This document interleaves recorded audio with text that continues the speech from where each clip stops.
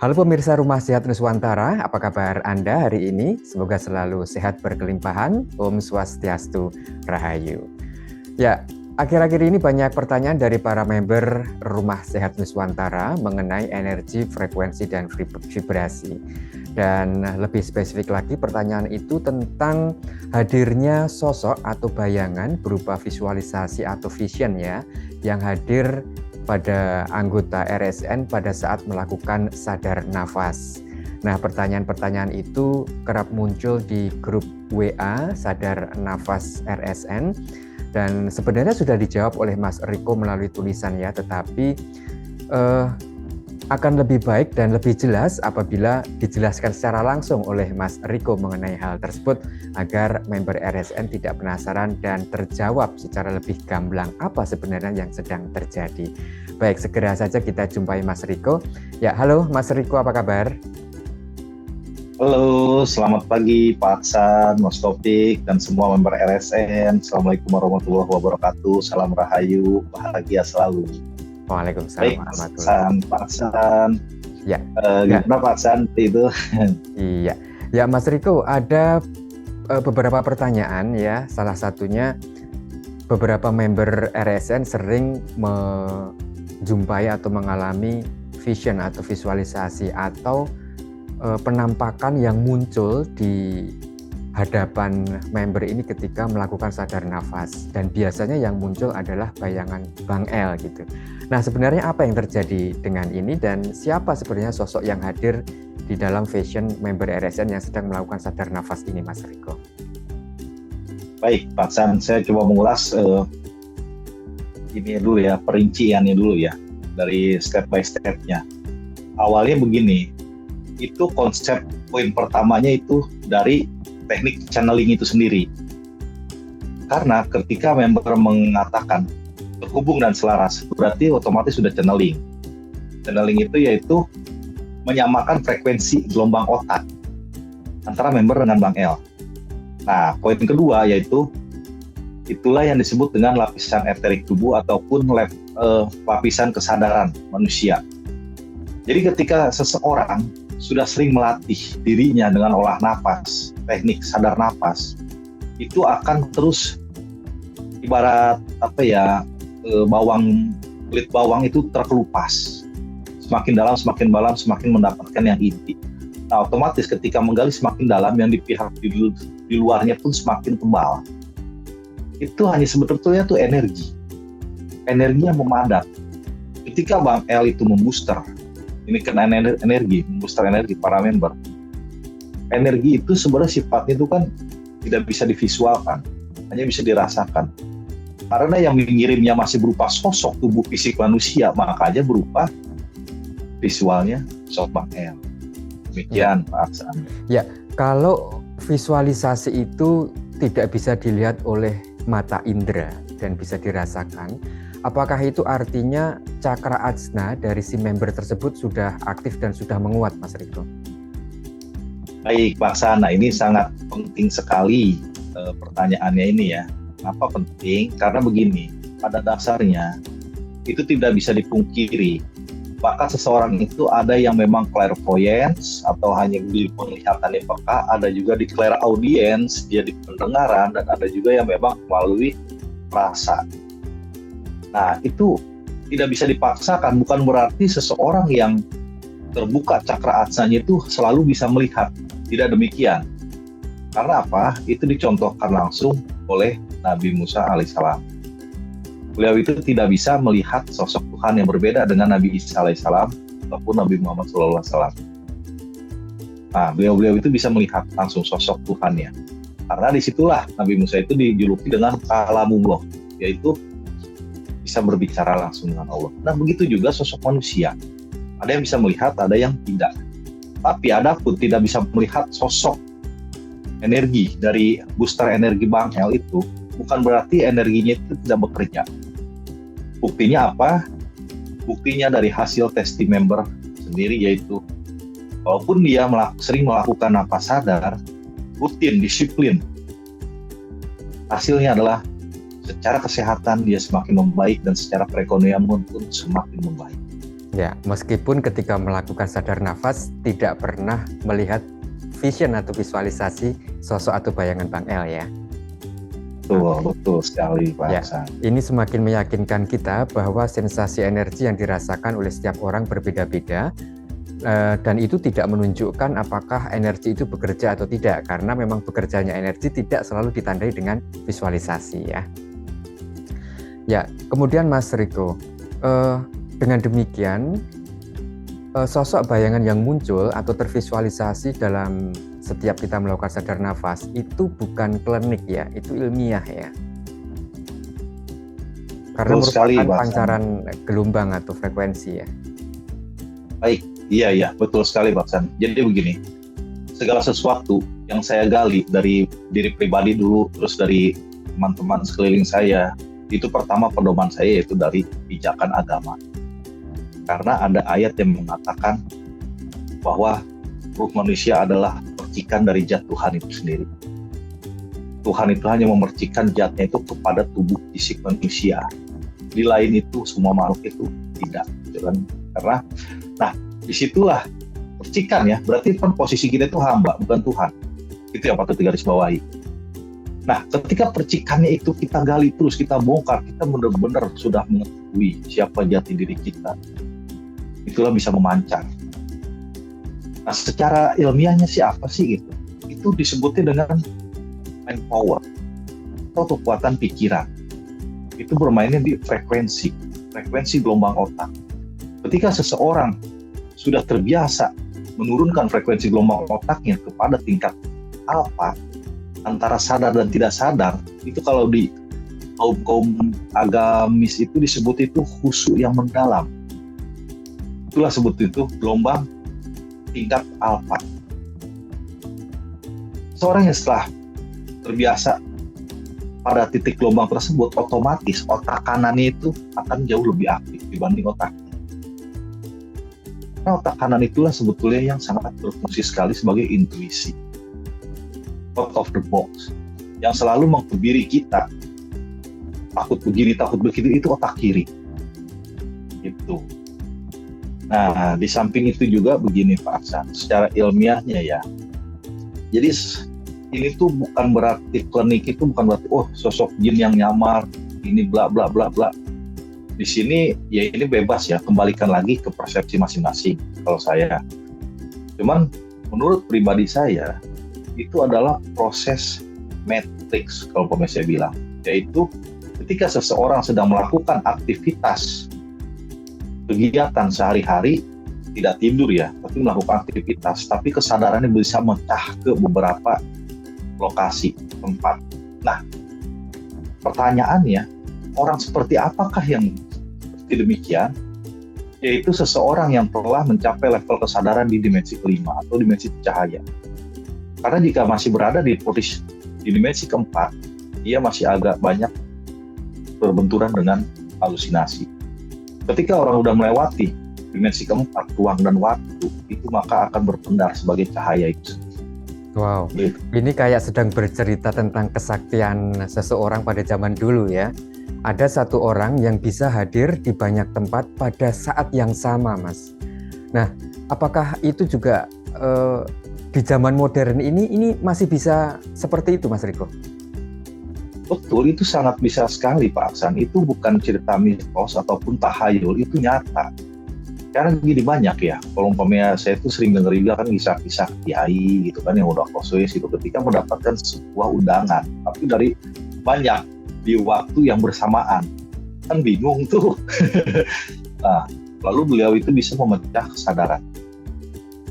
kesadarannya itu, tapi memandat ya. Nah, memandatnya itu, energi itu tergantung dari mana, dari sejauh mana mereka itu menggali dirinya ke dalam. Semakin menggali ke dalam, keluarnya pun semakin padat. Semakin menggali ke dalam lagi, keluarnya pun semakin tajam. Demikian konsepnya. Oh iya, berarti itu nyata ya, dan itu bisa ya dilakukan oleh orang-orang modern sekarang dengan modal sadar nafas mungkin ya Mas Riko ya.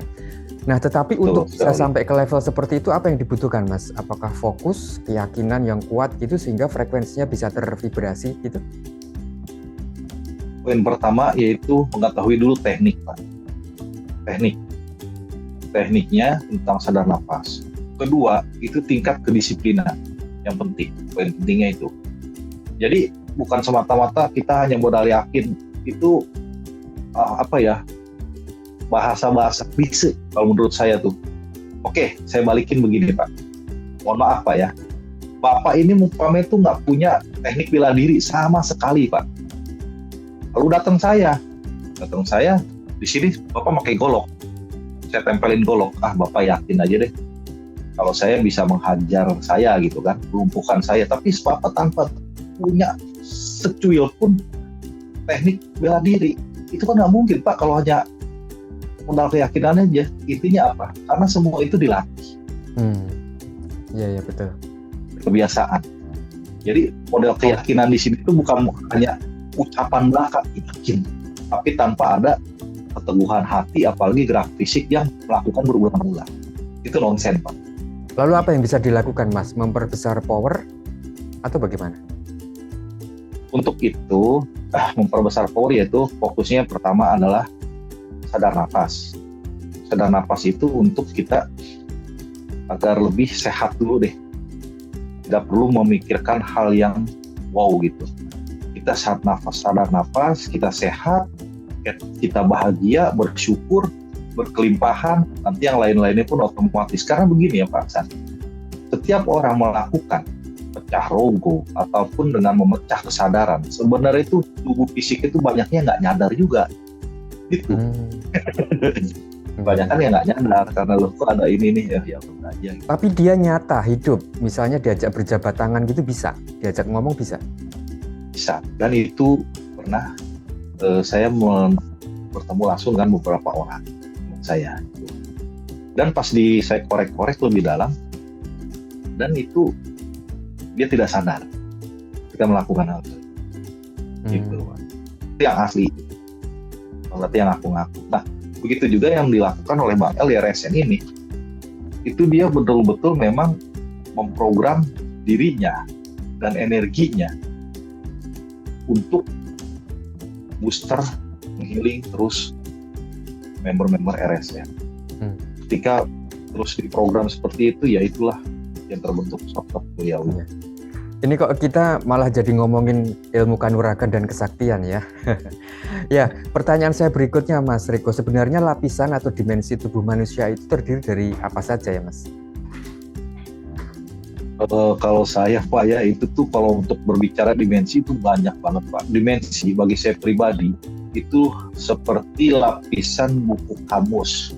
Kamusnya sendiri itu ada di satu ruangan perpustakaan. Nah itu bisa dibayangkan Pak ya, banyak lapisan dimensi itu seperti apa. Cuman di sini akan saya di kompleksnya lagi, dipersempit lagi. Jadi lapisan dimensi itu saya mengetahuinya nih gini, ada dimensi bumi dan dimensi galaksi. Nah, ketika dimensi bumi itu, ini saya berbicara itu dimensi paralel. Posisi kita keadaan saat ini, paralel itu bisa yang maju ke depan waktunya, mundur ke belakang. Itulah dimensi paralel. Tapi masih pada saat di dunia seperti ini. Gitu. Ini contoh kasusnya yang sangat nyata sekali, yaitu contoh film. Itu film The One, Jet Li. Ketika ia ingin menjadi sosok nomor 1 di multiverse-nya sendiri gitu kan. Dia adalah 1-2. Dia itu dengan membunuh banyak dirinya sendiri, dari yang masa depan maupun yang masa lalu. Gitu. Saya pikir awalnya ini film apa sih gitu. Tapi kok relate gitu. Namun saya juga seperti itu. Kok saya suka ketemu sama diri saya yang saat masih TK, masih SD. Bahkan saya sering juga melihat diri saya yang memang di masa depan gitu. Kayak gitu-gitu Pak. Itu awalnya itu saya berpikir itu ya, karena kan ini masih keterbatasan saya sharing gitu ya. Masih gitu, mimpi bukan tidur gitu. Ya ternyata hal-hal semacam ini malah sebenarnya sudah sangat terbuka dan diketahui oleh orang-orang di barat sana ya. Artinya orang-orang barat itu kan orang yang tidak pernah kenal dengan klinik gitu. Semuanya serba ilmiah dan berdasarkan hasil riset dan semuanya nyata gitu. Hanya saja di tempat kita kadang-kadang hal semacam itu masih dianggap klinik, perdukunan semacam itu, sehingga ketika kita mencoba mempelajari hal semacam itu akan dianggap sesat, kafir, dan seterusnya ya. Itu kembali lagi Pak ya, karena di masyarakat kita selalu dikenal dengan istilah pamali. Pamali itu apa sih? Itu adalah pengkebirian Pak, potensi diri. Kalau menurut saya pribadi. Karena apa? Ketika saya pribadi ya menanyakan kenapa seseorang bisa begitu, kenapa ini bisa begitu, itu bisa begini gitu kan. Itu selalu dijawab itu, pertama kalau dari ahli agama itu selalu Allahu a'lam bishawab. Kalau umpamanya dari yang ini ya udah memang udah begitunya, udah pamali jangan ditanyain lagi. Bagi saya kan semakin digituin tuh kok semakin penasaran, saya gali gitu. Karena apa? Saya patokannya di sini bukan melawan ahli-ahli agama, mohon maaf. Saya juga punya dasar. Di Al-Quran sendiri pun disebutkan 700 berapa kali lah bagi orang-orang yang berpikir. Ya saya berpikir dong, karena apa? Tuhan melebihkan manusia itu daripada makhluk yang lain dengan akal dan pikiran. Di situ Pak, saya mengkalinya. Iya. Kita sebagai makhluk diminta untuk terus berpikir, mengkaji dan menggali ayat-ayat Tuhan ya. Oke, ya Mas Riko, kalau di banyak referensi itu ada istilah-istilah misalnya tubuh fisik, tubuh astral, tubuh mental, dan seterusnya. Itu sebenarnya apa? Apakah itu memang yang disebut dengan lapisan tubuh atau dimensi tubuh, Mas? Kalau umpamanya pribadi saya nih Pak ya, kembali lagi, saya itu hanya mengetahui tubuh astral saya dan juga sedulur papat saya Pak. Sedulur papat itu bisa disebut dengan ego state mungkin Pak ya. Itu ego state itu mewakili, karena saya kenapa bisa bicara begini, karena ya saya sering ngobrol gitu. Ketika sosok itu keluar gitu dari tubuh fisik, saya ngobrol begini, itu tubuh, ya ini juga awalnya gak aneh juga, apaan sih gitu kan, kayak gini-gini, tapi itu terbukti. Fisiknya itu sama dengan fisik kita ini, hanya sifatnya yang berbeda. Jadi kayak model kayak kakang kawahnya itu gitu kan, itu dia paling bijak di antara adik-adik yang lain seperti Amarah, Aluamah, apalagi Supiah. Kalau Supiah itu waduh, itu kalau lagi keluar Supiah itu dia ngajakin itu kemauan kita itu dari sisi negatifnya ya, kita pengen diajaknya foya-foya, itu bermain lawan jenis gitu. Tapi dia sisi positifnya, ketika kita bisa mengendalikan dia, itu bisa kita suruh atau ini kan alirkan untuk keberlimpahan, manifestasi di situ. Kalau untuk amarah, itu kalau memang sisi negatifnya itu kita meluap-luap emosi. Sisi positifnya apa? Ketika kita akan melakukan sesuatu itu, dia dulu yang beresin di jalan. Sebelum tubuh fisik kita datang, nah dialah tim sapu bersih. Itu Pak kira-kira. Itu yang sudah saya alami ya tentang sedulur papat atau perubahan ini sendiri. Ya, kakang kawah adi ari-ari, sedulur papat kalimo pancer. Nah, Mas Riko barusan menyebutkan baru dua ya, kakang kawah dan adi ari-ari, atau penjelasan keempat-empatnya gimana Mas? Kalau kelima pancer kan, ini jadi kan warnanya kan yang putih. Iya, itu kan yang putih. Yang putih itu kalau ini nama itu Maina, bahasa saya. Pokoknya saya manggilnya si putih deh, orang auranya putih. Terus kedua itu si Amarah, itu merah. Ketiga itu Aluamah, si hitam. Nah yang keempat itu si Supiah, itu kuning. Dia paling gokil lah gitu. Kelompok ini tuh, pokoknya kalau saya lagi stres, lagi depresi, muncul mereka itu, pusing aku nambah pusing. Lagi pusing, curhat dia, ujung-ujungnya kan suka bilang gini, udahlah bos, nggak usah pusing, nggak usah dipikirin lah. Jadi keempat-empatnya selalu menyertai kita dalam kehidupan sehari-hari ya. Situ Pak, saya keyakinan orang Jawa ya, kalau Jawa itu ya karena saya memang dari suku Jawa juga, ya itu memang enggak ya, itu ada ternyata. Ya, kembali kalau mengenai istilah-istilah lapisan atau dimensi tubuh yang tadi saya sebutkan Mas, tubuh fisik, tubuh eterik, tubuh astral, dan seterusnya tadi itu sebenarnya lapisan yang mana itu Mas? Itu lapisan lagi di luar jiwa. Jadi jiwa itu kan lebih dalam lagi itu, dari lapisan eterik, lapisan astral gitu. Kalau lapisan astral gini Pak ya, setahu saya kan praktisi astral. Itu tubuh astral saya itu bisa berubah-ubah wujud fisiknya, sosoknya gitu. Ada ketika sosoknya itu seperti saya sendiri, ada pun juga seperti Anu, tergantung situasi, kondisi, lokasi, dan waktu. Itu kalau untuk tubuh astral. Itu bukan bukan guide spirit ya, tapi memang benar-benar manifestasi dari sosok jiwa saya yang memang waktu itu pernah yang terekam dalam DNA ya, waktu itu pernah hidup di zaman apa. Dan itu kenapa saya tidak menyebutkan ruh saya selalu bereinkarnasi, tapi itu jiwa yang memang tersek di untayan memori DNA kita, dan itu ada jelas ayatnya, itu demi masa al-asr.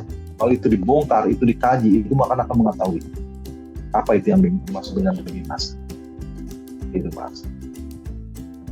Ya, coba kita gali lagi sedikit tentang sedulur papat limo pancer, Mas Riko.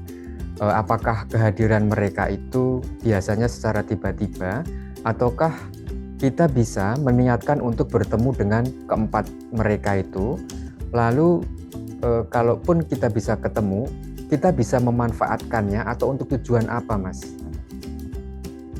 Begini, Pak Aksan, kalau saya kan kembali lagi ya, saya selalu diusahakan ya, walaupun memang sering juga tergelincir, saya nggak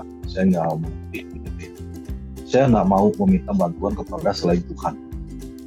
Saya cukup berserah diri, itu kan, hanya cukup kepada Tuhan saya meminta. Walaupun itu ada gitu kan, seluruh papat itu sering apa? Paling saya sering sih saya ngetes gitu kan, hanya ngetes aja.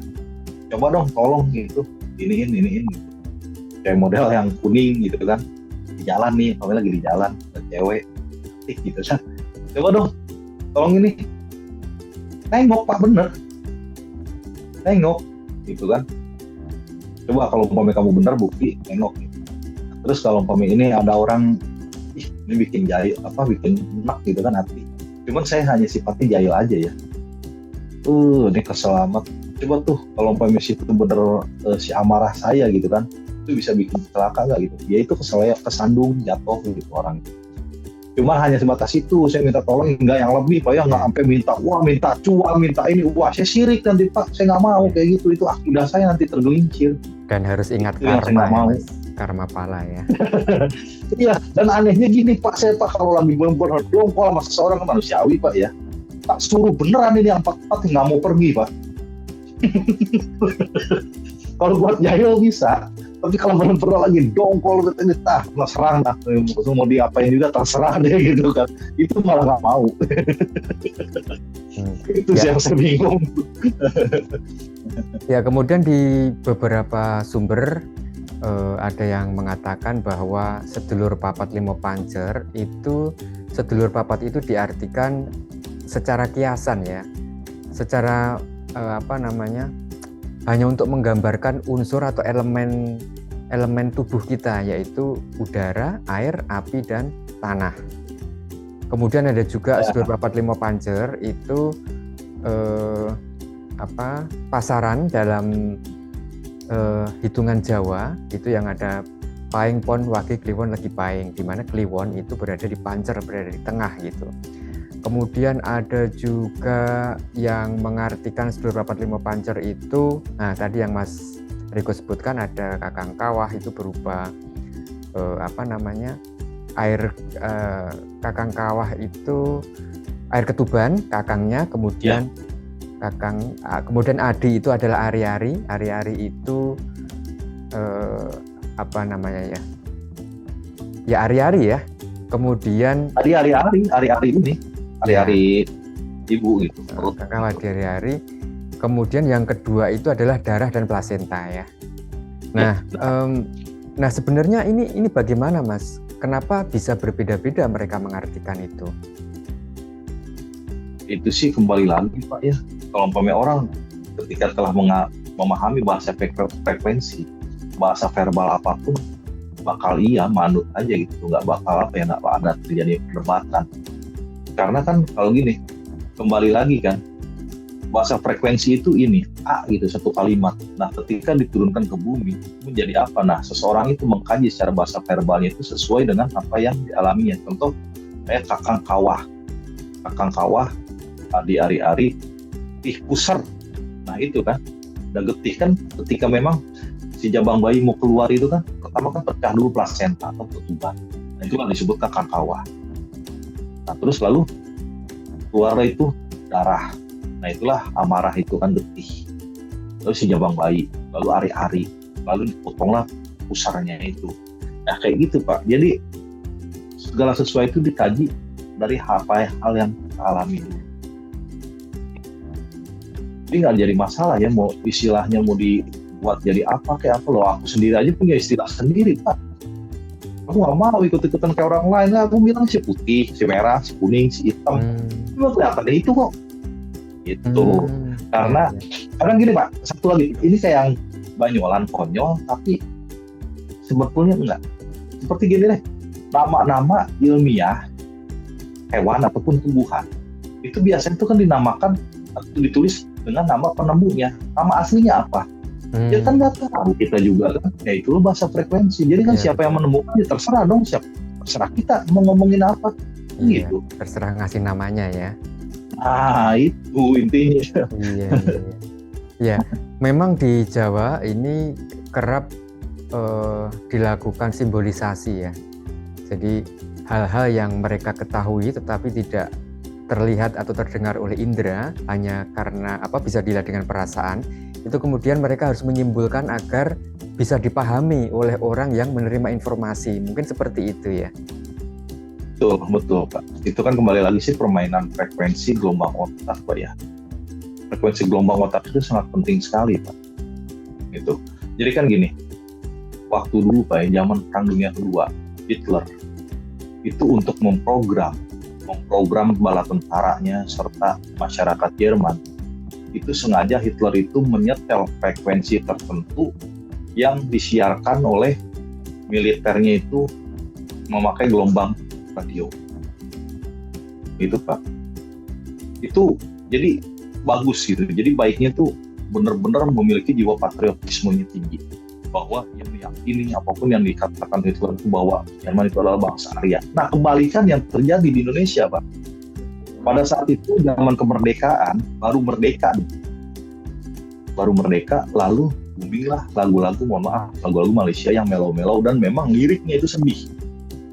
Gitu. Sampai waktu itu menteri melarang keras Pak, di stop lagu-lagu itu.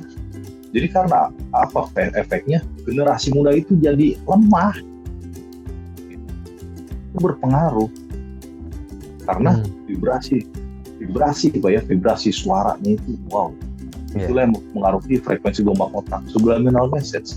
Ya, sampai sekarang pun kebanyakan orang masih merinding ketika mendengarkan lagu Indonesia Raya. Ya, mungkin hampir sama dengan Hitler pada saat dia merancang sebuah gelombang suara dan terdengar sebagai alunan musik, itu bisa memberikan semangat perang ya, berani mati untuk membela negara.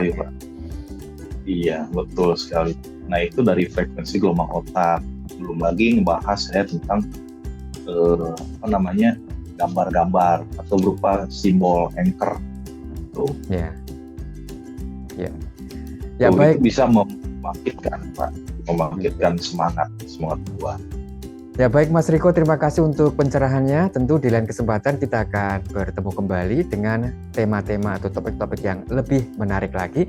Jadi untuk pemirsa Rumah Sehat Nuswantara, tonton terus video-video yang kami hadirkan di channel YouTube Rumah Sehat Nuswantara. Sampai berjumpa lagi. Assalamualaikum warahmatullahi wabarakatuh. Om Swastiastu, Rahayu. Waalaikumsalam warahmatullahi wabarakatuh. Terima kasih Pak Aksan, semua member.